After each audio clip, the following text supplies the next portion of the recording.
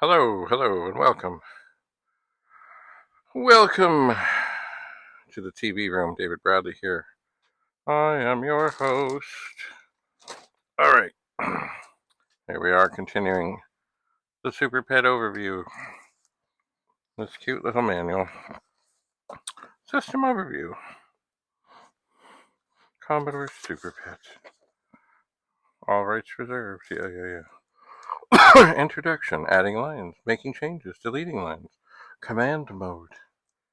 Input list. Ooh. All kinds of things. In other words, once again, we're back to almost the way back when we have a manual for a complex machine that has, well, in this case, 69 pages, plus places for notes in the back. Very extensive. Mind you, there was lots of other books and things and stuff that came with the SuperPET. Now, I believe I still have this plugged in, so if I turn it on, I should hear that beautiful sound. Now, remember, this is not the SuperPET, as it says, CBM 8032, but it comes up. But see, this keyboard has issues over here, which may mean there was trouble on the circuit board or on the keyboard thing, or it may mean it's just dirty. I don't know. But what I need to do to get to where I can do much more when I go to test things is get this to sit nicely open, leaning on a disc box. And what I'm going to do is I glance up here, and of course I can't really tell if there's anything wonky or weird.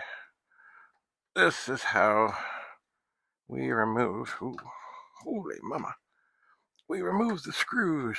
Oh, yeah, this is going to be tough.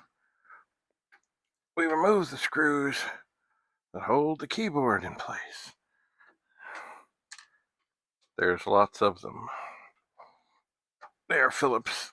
Oh, they are tight, holy mama. But I don't want to strip the heads. Remember, these things have been in here for probably maybe 45 years.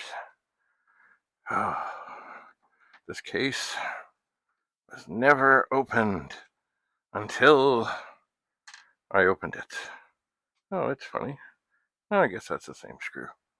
Anyway, so 12 screws to hold the keyboard. Da-da-da-da-da. I guess what I could do, as I'm here, and I can, I'll take off the keyboard cable. Now, once again, do we know that there's nothing wrong with this cable? No, but it looks okay. The other one that was in here definitely had a wire that was not where it should be, but we'll hopefully get that sorted. Anyway, so in checking things, we gotta check things one at a time. You, get down. Now, I wonder, can I turn this safely? Getting at these other screws is not easy. Okay, we're down to 4.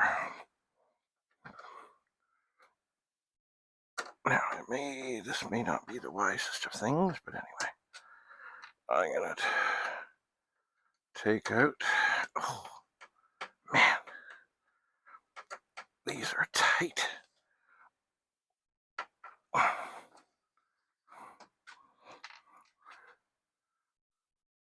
2 to go. I need to do a major cleanup in here so I can get these 2 machines up on here at the same time. Oh, holy crap. You gotta apply tremendous sort of downward pressure. Wow. That hurts even. Don't want to strip the head. Oh my golly. This one, even though.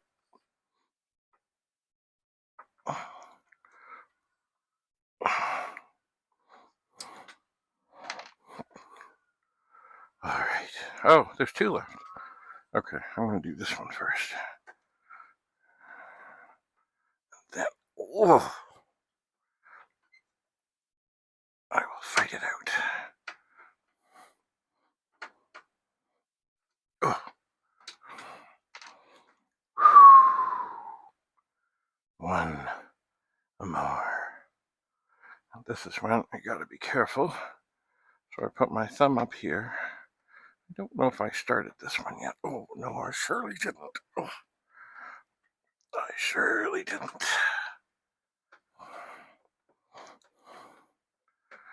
Okay. Hold my thumb. I think it's loose enough for me to take it out. Okay. Okay.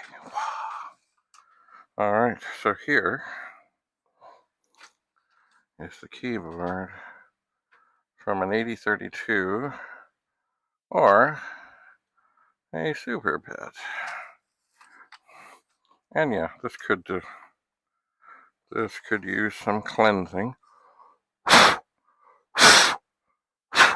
The keyboards have a habit of collecting things. It's also missing the 0 key. It is. But it seems to be in pretty good shape, except of course there are some keys that just don't work.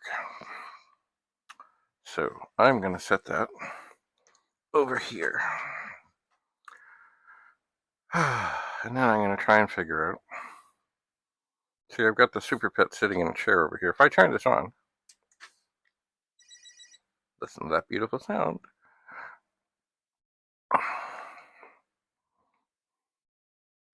And there it is. Commodore Basic 4.0, 31,743 bytes free. Lovely. Anyway, I can get a good look in here. Let's see what's what. So, I guess what I need to do is turn this off, close this down, and then switch the position of the SuperPET in the chair and this machine, and snag the keyboard. So that is how you take a keyboard out of an 8032 over SuperPET. 12 screws. Bring your patience. Bring your strength. We'll see you in the next video. Bye for now.